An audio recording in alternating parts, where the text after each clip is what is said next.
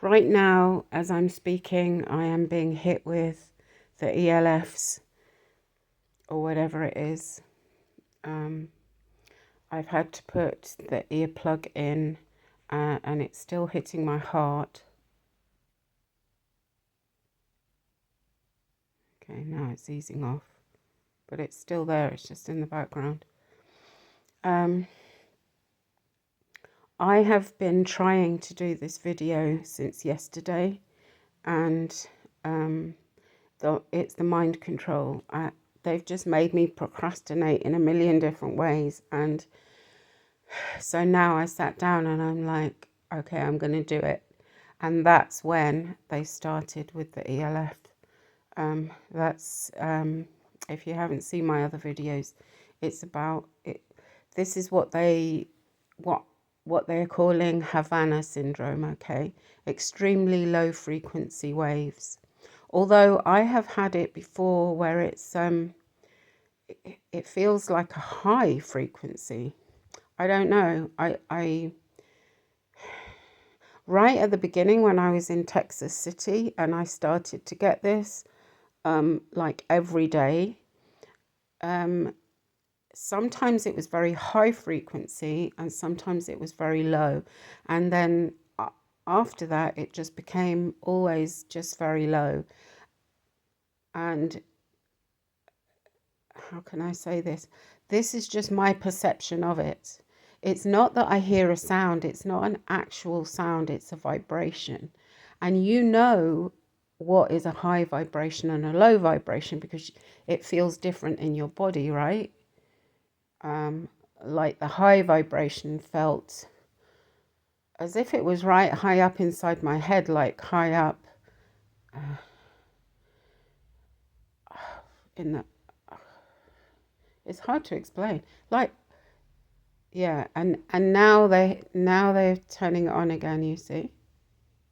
But this is a low vibration and I feel it lower and I feel it in my heart now because I can't actually, I can't feel it properly in my head and in my ears because I have the silicone plug in, which is to a good extent is blocking something.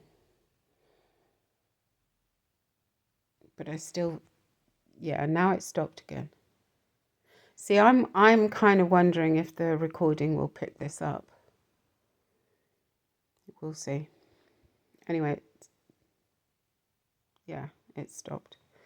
But even after I put the earplug in, I could feel it in my heart. And as far as I can remember, the high-pitched one was I would feel it in my head, like at the top of my head, and I would feel it in my ears, but not necessarily in my heart, if I remember rightly. Whereas the low vibration, that vibrates in my heart, and it's unpleasant. Anyway, setting that aside because that's not what this video is about. This video is about gang stalking tactics, and it is really aimed at people who think that targeted individuals are, felons, criminals who somehow got away with it. Something like that, because this is one of the narratives I've heard that gang stalkers are wonderful, good citizens, vigilantes who are trying to force evil criminals to confess their crime, that kind of thing. And this is total and utter BS, okay? It is not true. So this is what I want to start explaining, that they clearly do not want me to. TIs in general, I can't speak for everybody, obviously, but in general, TIs are just innocent people, okay? There are various, there are other people have done videos about why TIs are chosen. That's not what this video is about. But in general, we are just innocent people who have been essentially framed and smear campaigns run against us. And the thing is that, if I hadn't witnessed this personally, I would never have believed it in a million years. But the lengths to which these gang stalkers, traffickers will go to make the victim appear guilty is staggering. I mean, it's beyond belief, actually. The amount of money that they spend, the amount of people that they involve, very famous people, CEOs of companies who for sure have better things to do than to be gang stalking, innocent civilians. Just incredible things that they do. And I'm going to start giving some examples so that you see what I'm talking about. I've been accused of all kinds of things. In fact, I'm not even aware. I'm not even aware of all of the things that I've been accused of. I only know some of them. I get attitudes from people still to this day that I'm not understanding where the attitude is coming from at all, because it doesn't relate to anything that I've done or anything that I am. Okay, so I'm going to start to, let me give you an example so you know what I'm talking about. Okay, let's think. I've been accused of so many things. Yeah, here's a good one. So they literally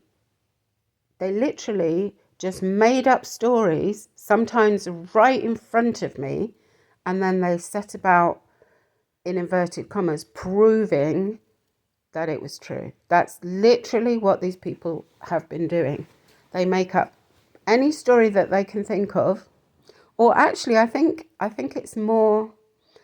I think it's more that they make up stories about what they actually want to do to me, and then they make up the story that I've done it to somebody. I think that's more likely. And I'll explain why. So, the incident I want to talk about is I was accused apparently of poisoning somebody. This is not something that I would ever think of doing, nor would I know how to, okay? Nor would I want to, okay? Because surprise, surprise, if somebody's done something bad to me, I normally would go to the police and tell them and let them deal with it, okay? Because that's the normal thing. I mean, it's so insane what these people are doing. It's just total insanity and everyone believes them. Anyway, so the first thing I heard about this, well, not the first thing, right, as a crew member, as a flight attendant, there's a story that everyone gets to hear, and it's the story of the flight attendant who, the passengers rude to them, so they put something in their food, okay? But, and it's the eye drops. It's something about the eye drops.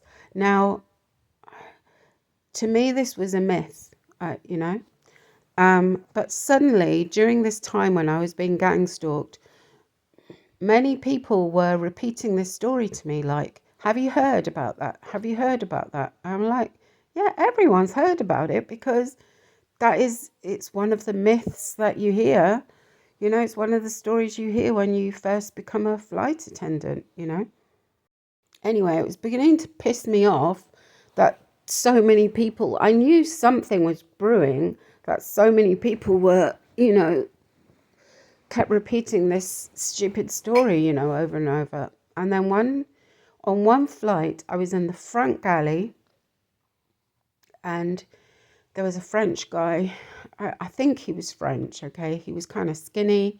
I'm seeing him now in my mind's eye. He's skinny, not very tall, but definitely taller than me. I'm only 5'3", and very black hair.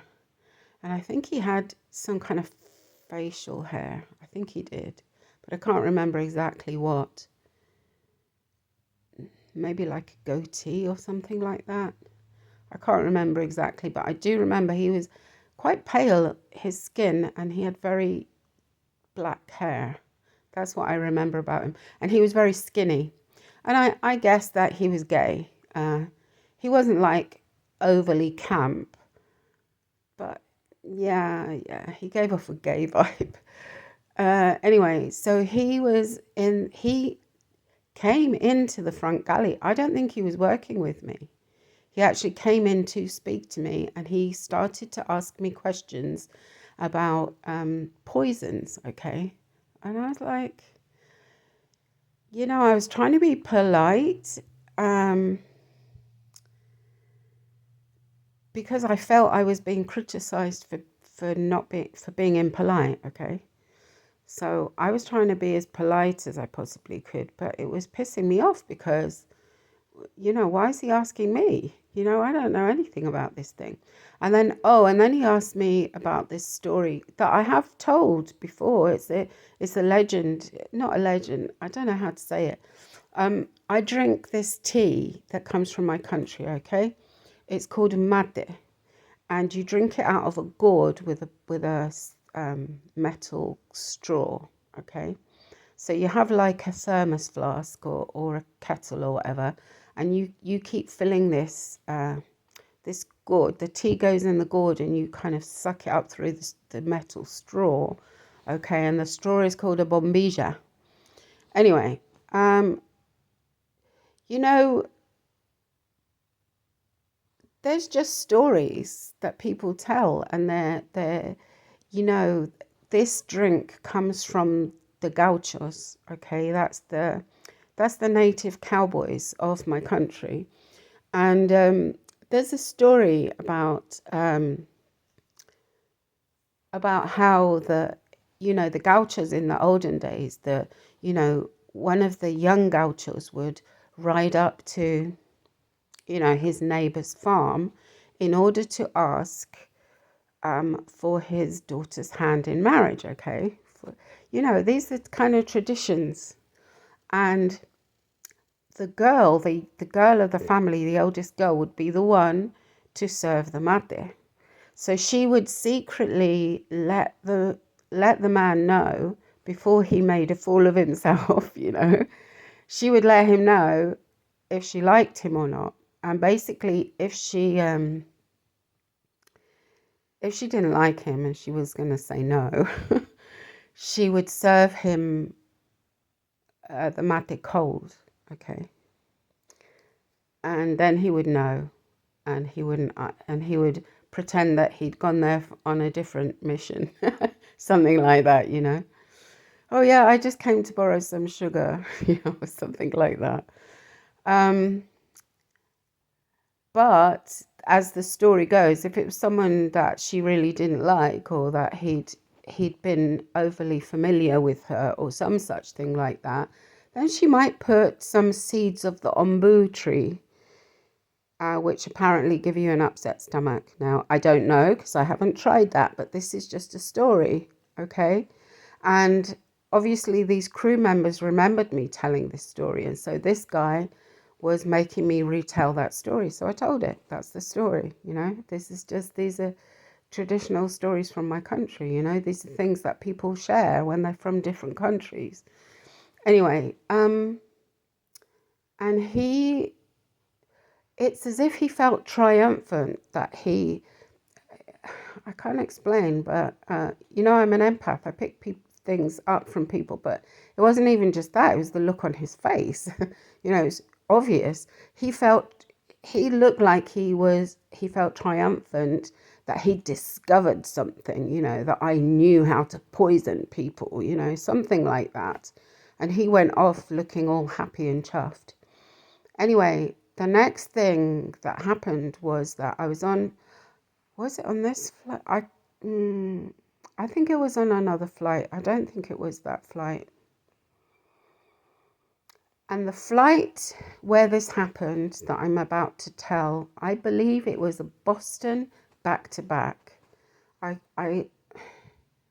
It's just a vague memory that I have. I believe it was a Boston back to back, and what that means is that you fly from Heathrow to Boston, stay overnight and then fly back, stay overnight in London, fly to Boston, stay overnight and then back to London. And that's called a back-to-back, and it's a 6-day trip. And I believe that was the trip I was on, but I'm not sure if it was the same trip as this French guy talking to me.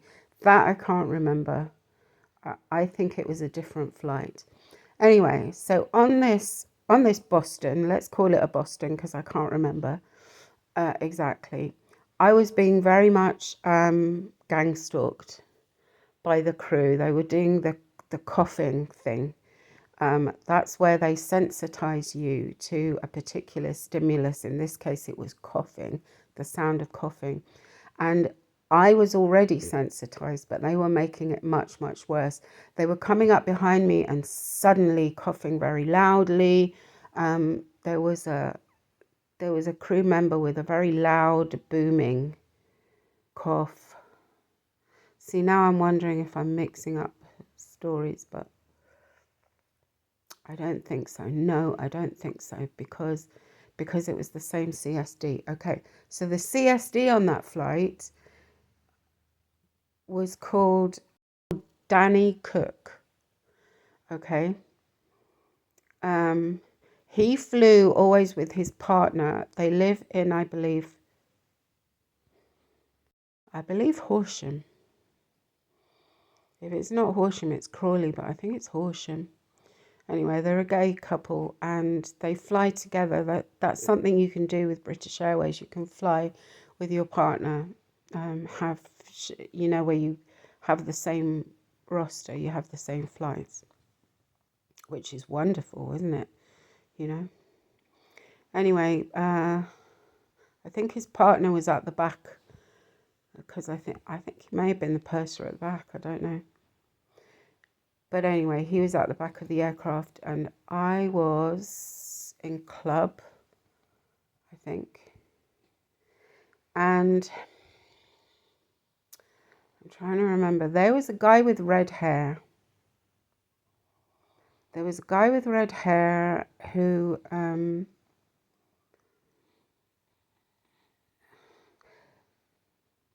this is weird, but this is what I picked up. It was as if he was trying to be Darren Brown.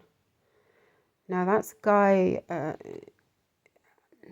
if you're not English, that is a guy who does NLP, neuro-linguistic programming, and hypnotizes people, okay? And I don't know why I picked this up from this guy, that he is like I don't know, he wanted to be Darren Brown or something. But I don't have any factual evidence for that. It was just something I picked up instinctively. Anyway, he paid too much attention to me, and that was making me uneasy. Like, I need to deal with my customers, with my passengers. I don't want to be stuck here talking to you. And anyway, I know that's rude, but, of course, I was being polite. But that's what I was thinking, like, leave me alone, And the really annoying thing was that he was speaking very low. Now, on an aircraft, there's a high degree of noise, okay? So it's hard to hear. You have to really speak up. And he was mumbling. And I couldn't really hear what he was saying. But then he again mentioned this story about the flight attendant and the eye drops in the food, and I can't remember exactly what he said, but it's not that I can't remember what he said. He was mumbling, so I couldn't hear him properly, but I could hear that that's what he was talking about. And I think he asked me, have you heard that story, but I couldn't quite catch what it was he was asking me. And after the third time, like that, I said, sorry, what, I felt it made me uncomfortable, I'm like, I didn't, it was embarrassing, okay? And I wanted to just get away from him, really. So I just said yes in the end, just to get away. And here's the thing. Standing by me was a girl called Satinder Kaur, okay? Now, she was supposed to be my friend. There's another story that I'm going to tell about her. But when I said yes and kind of walked off, just before I walked off, out the corner of my eye, I could see that she looked very shocked. You know, she had her mouth wide open, like in shock. And I thought, oh God, you know, what is this about? But I was just tired of it, you know. I was just tired of it. Like, leave me alone. What's this about, you know? Anyway,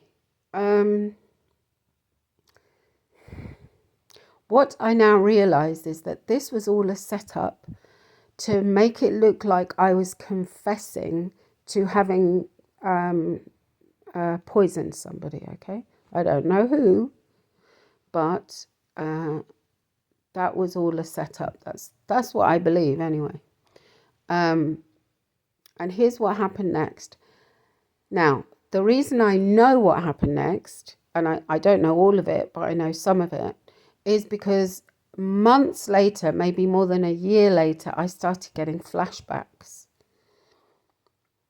I don't think I'm explaining this very well. What they did was, this guy, I believe, this red-headed guy, who, by the way, I remember that he was in seat 17A or B on this flight. And he was on more than one of my flights. I believe he went to Boston with us and then he came back with us. I believe so. And I now believe that I was the only reason he was on that freaking aircraft. That's what I believe now. This all ties in with other stuff, but it's all too complicated to explain right now. But there's a connection with the NLP thing, which I will explain in another video. But what he did, what I now know that he did, I believe it was him. But what I now know is that I was hypnotized, and it was in the middle galley. It was in the club galley. And it's the aircraft that has it's like a little office where the CSD sits, okay? But it's got some bev makers there. And I was standing by those bev makers, and there were 2 cups with tea already made, and they were paper cups. And I had some kind of vial in my hand. You see, the memories are leaving me now, but I remember I drew it. I actually drew. I drew it and I wrote. When I started getting the flashbacks, I wrote it down. And the vial was a kind of a round bottle with a long top. And it had a lid on it. And the lid was like... It was like those felt, it was plastic and it was dark green, and it was like those felt tips with those lines down.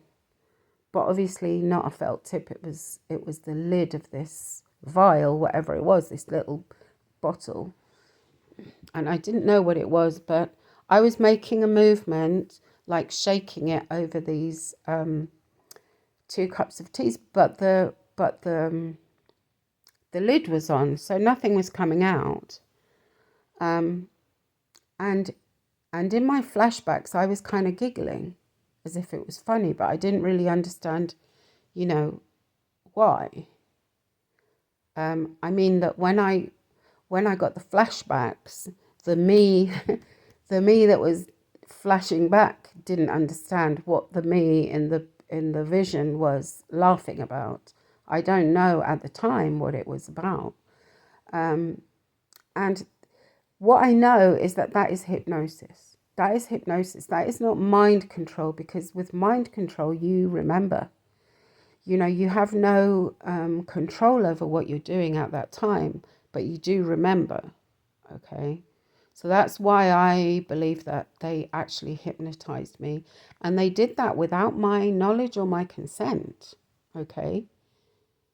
And I believe that is a violation of my human rights. It's certainly a form of torture, you know. I mean, it's a horrible, horrible violation. If here's the thing, if you think somebody's done something, you you tell the police and the police interview that person. That's how it works. You know, you don't just sneak into their workplace and hypnotize them to make it look like they've done something. This is insane. Anyway, since then I've discovered a lot of things. I've discovered that these gang stalkers, it's not that they themselves believe that the target is guilty. Oh, they know. They know that it's their job to make them look guilty when they're not. But the problem is that the people around them believe it. Okay? But I still don't understand, because the people around them, don't they realize that we have human rights? Don't they realize that the rule of law says that we are innocent until proven guilty? Do they not know that? This whole thing is very, very traumatizing for me. The fact that someone has violated me to such an extreme. This is something I cannot get over. I just cannot get over. This is worse than rape. Okay, I have been raped. When I was 18, I was raped. I know that feeling, and it's a horrible feeling. But this is worse, because this is your mind. These people got in my mind without my permission, even without telling me. This is horrible what they did.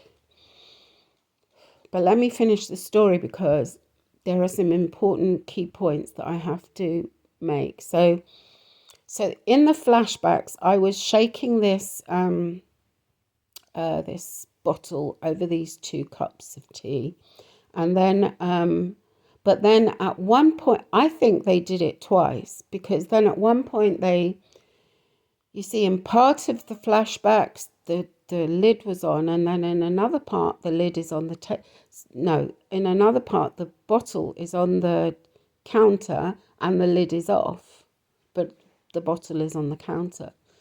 But in the part of the flashbacks where I'm shaking this thing over the cups of tea, I suddenly go, oh, and I realize that because I'm kind of giggling and stuff, and I suddenly realize what it looks like. It looks like I am trying to poison somebody. That's what it looks like. And then I turn around and I look up in the corner where I thought that I remembered seeing a camera, but when I looked, there wasn't one there. I don't think there was one there. But I do believe these people were filming me, and I'm sure they cut the film to make it as if I was just doing it knowingly and deliberately and all this kind of thing.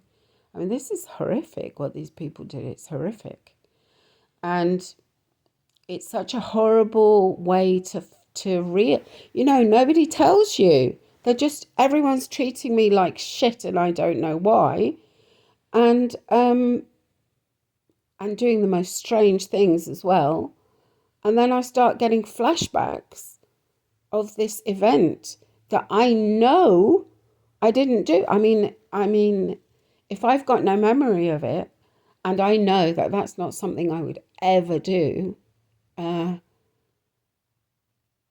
it's got to be hypnosis. And it all ties in with that red-headed guy who I got the distinct impression that he was a wannabe Derren Brown, Anyway,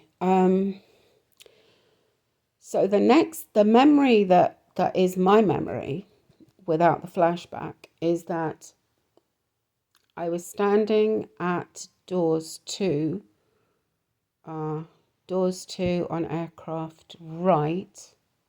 So there's a counter there. There's a counter where sometimes they put the club kitchen there, I think. And it's a little counter anyway. And then, so I'm facing the back of the aircraft and I'm in front of that counter. And to my right, which is to aircraft left, there's all the other bev makers that are part of the club kitchen. And next to me is the CSD, Danny Cook. And he's not, he came out of the galley, not the galley, he came out of that office that I'm telling you, where I was in my flashbacks, carrying 2 cups of tea, and he put them on this counter. Okay. And he made me drink them. And at that time, see, I didn't know, I'd obviously just been woken up from the hypnosis or whatever it was.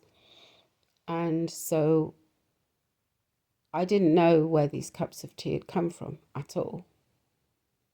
Right? It's hard to explain because I've had to piece this all together after the event with the flashbacks and everything. Anyway, he made me drink the tea, okay? And at that time, I drank one and I said, look, I really need to just go and deal with my passengers. And he insisted. He said, no, drink the other one, right? And I was like, oh, what a nice CSD. That's, very stupid, but but there's something else here that I need to tell.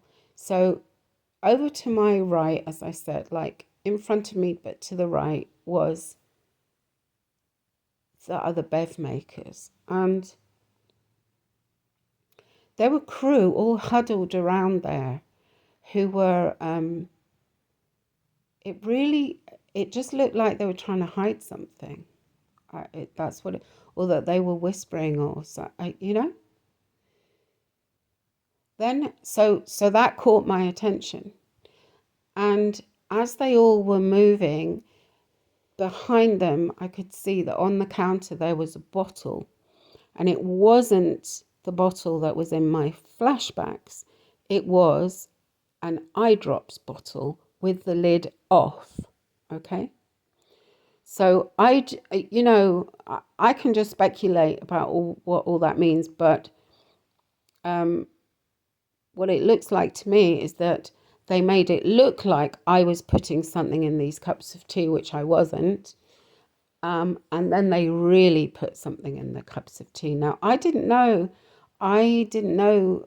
this thing about that. I mean, I knew the story about the eye drops, but I didn't know. It's only maybe a year ago when a gang stalker actually made a point of explaining to me that there's a substance in eye drops that I can't remember what she said now, but I think that if you're allergic, it can kill you or something, I mean, very serious, I didn't know that, but whether I knew it or not is irrelevant because I never did that to anybody. I would never do that to anyone. I would never even think to do it. Look, I've been an auxiliary nurse. That means in American you say nursing assistant. I am and my mum was a nurse, okay? I've had it drummed into me like since I was, an adult that you wash your hands between patients and you never, ever, ever administer medication without the doctor or the nurse.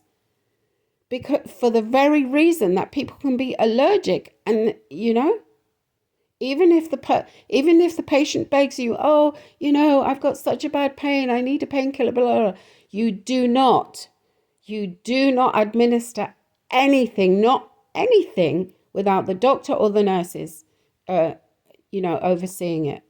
Okay, so then to be accused of this it's just, And they totally made up this whole freaking story. They just made it up out of the blue. And I now realize they made it up because that's what they wanted to do to me. So what was happening right there with the CSD feeding me these cups of tea was that he was basically poisoning me, is what was happening. And that night I had extremely bad diarrhea, okay? I didn't tell anyone because I didn't want to get I should have done, but I didn't because I didn't want to get taken off my flight. Okay? If you have severe diarrhea, you're supposed to be taken off the flight. Anyway. But I had diarrhea that night, and now looking back, I know I don't know what, maybe it was eye drops. I don't know what exactly they put in that tea, but I know I didn't because when in the flashbacks where I'm shaking this bottle over the cups, the lid was on. It was a dark green lid. Like I said, it looked like a felt tip pen lid, but long and thin. And it was a very tiny bottle, like maybe an inch or something, the actual base of the bottle, and the top had a very long, a very long neck. Like, yeah, I don't know what a medication like that would be really for. But obviously something that had to be poured into, I don't know, like ears or something, I don't know. Anyway, what do I need to? Oh yeah, so that was the incident. I remember talking to this is an interesting one. So I remember talking to the CSD, and I was complaining about the crew members coughing at me and stuff. And he was, I can't remember everything he said to me, but it was very weird, you know. He was saying things like, he was telling me it was my karma, okay? And I was really, you know, this is traumatizing, okay? This is to be mobbed like that is horribly traumatizing. I actually was suicidally depressed at that point. Genuinely suicidally depressed. I did not want to be living through that. Okay. And of course, they were using that trauma. They were traumatizing me, and they were using that trauma to mind control me. Okay. That I realized that that's what they were doing. And I remember saying to him, I just don't want to live. I can't remember what I said exactly. Like, I don't want to live. I don't want to continue living through this or something. And he said the most horrible thing. He said, oh, well, but if you die, you're just going to have to come back and face your karma again, you know, like. And guess what? I've since found out, I don't know if any of you guys know this, but actually a gang stalker told me this. And, you know, the whole thing could be, maybe the whole thing is, you know, more gaslighting. But there's a website that you can go on and you just put in your birth date. I think you put in your name and your birth date or something, and it will tell you, because it's all about astrology, you know, that this is how these people work. It's all with astrology. But anyway, you put in your name, I believe, in your date of birth, and it tells you if you have, what's this word? If you have a karmic debt, okay?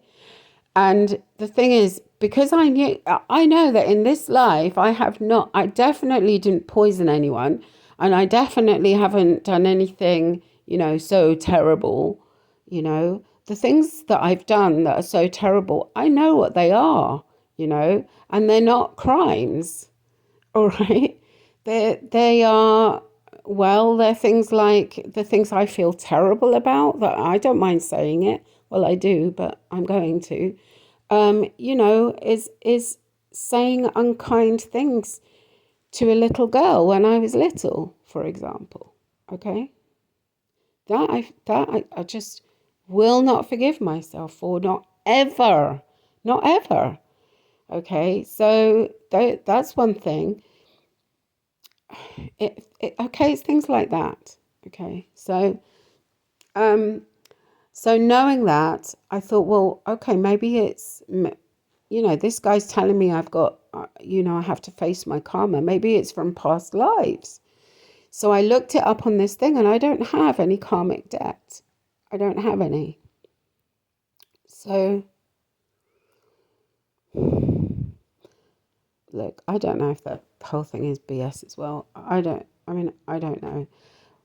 But what I do know is that I never in my life poisoned anyone, nor would I even think of poisoning anyone. And nor have I done any of the other things I've been accused of as well, which I will. This is too long now, but I will talk about those things. But just the last thing I want to say is that I believe now that all of this was in order to justify them poisoning me. And they've done it many, many times since then. And the first one to poison me after Danny Cook was Satinder Kaur. She was supposed to be my friend. I went to stay with her. I'm going to say this is in my opinion, okay? But it's my very strong opinion. And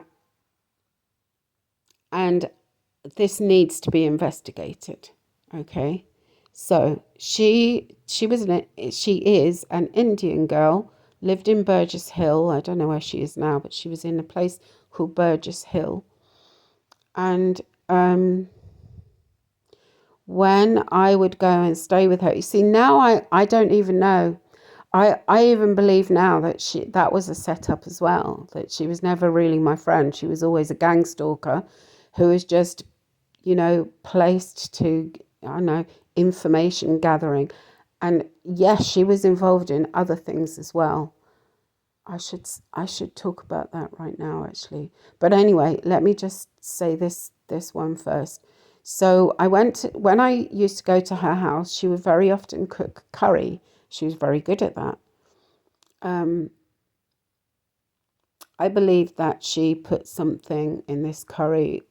In fact, I think she put it in the spinach because the spinach tasted very disgusting. Sorry, but it did. And so I was staying at her house because I had a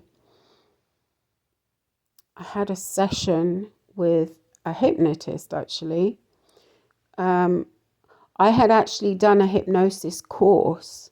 See, this is why these people think it's so funny to do it to me, because, this is a course that I've done myself in order to help people, to give up smoking and lose weight and, those kinds of things. But I didn't, I don't know how to make people just completely blank out like they did to me. I believe that's called Ericksonian hypnosis. I believe so, which is the basis of NLP, by the way. But the hypnosis that I was taught to do was basically you just read out a script, and it lulls the person into a kind of probably into an alpha state, where they're relaxed, and you can put positive suggestions like, every time you want to smoke a cigarette, you're going to go and drink a glass of water instead, or something like that, anyway. So I had a session with the hypnotist that was my teacher, okay, the next day. All of this, I believe now, was just a setup. But so I stayed at her house, and then I had the session. And then on the way home, driving home was an 8-hour drive. That's why I was staying at her house, because I lived in a place called Penzance, which is basically the other end of England. And on the way home, oh my goodness, I had spasms in my stomach. I had to stop many times. Um, I had the worst diarrhea I've ever had in my life, and it was actually, I had contractions in my stomach. I mean, I didn't even, I couldn't even keep driving for most of the time. I had to keep stopping. Sometimes I just stopped to sleep, just to I couldn't keep driving. You know, I tried to just sleep it off or something because it was that bad. Very, very bad. I think this is now too long to be telling other incidents, but I will. I will come back and tell the other incidents that were relating to Satinder Kaur, but the whole thing needs to be investigated. All of this that I'm saying needs to be investigated. I'm not the guilty party here at all. And the reason I started all this was to explain the lengths to which these gang stalkers will go to make an innocent person look guilty is just staggering. I mean, it's literally beyond belief. And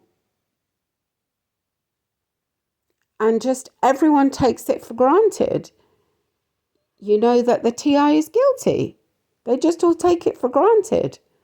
I don't know. I don't know if mind control is involved there too. I mean, I don't know, but it seems insane to me. But like this incident, there were many. I mean, they really demonized me. They really went to town. They wanted to make it like I was just the worst, most awful person on the planet, you know. Anyway, this is way, way, way too long now, but yeah, I think that's it for now, and I will continue. That their tactics are extreme. Right now, they're hitting me again in the head. I can feel the woo, woo. Yeah. Okay, so I'm signing out now.